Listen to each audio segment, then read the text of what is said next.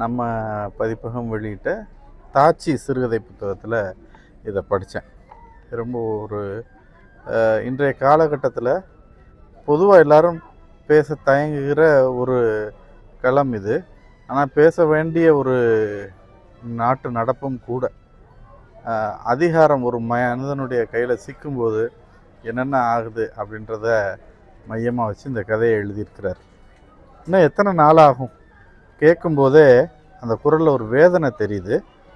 அந்த அந்த மனிதன், ஒரு வயதான மனிதன், வெளுத்த தாடியும் அந்த மனிதனை பார்க்கும்போதே பரிதாபமாக இருக்குது. அது எப்படி சாமி சொல்ல முடியும்? புஞ்சை நிலம்ன்றாங்க. அந்த இடத்துல வீடு கட்டுற அனுமதி எப்படி கொடுக்குறது? கேஸ் நடக்குதுல்ல, அது முடியாது சாமி அப்படின்னு அதிகார தோரணையில் மாரிமுத்து பேசி இந்த கதையை வாசித்து முடிக்கும்போது சில கேள்விகள், நியாயமான கேள்விகள் மனதில் எழத்தான் செய்யுது.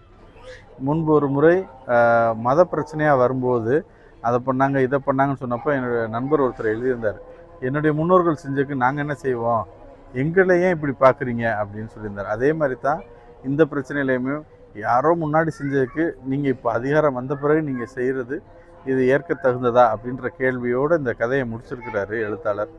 உண்மைதானே?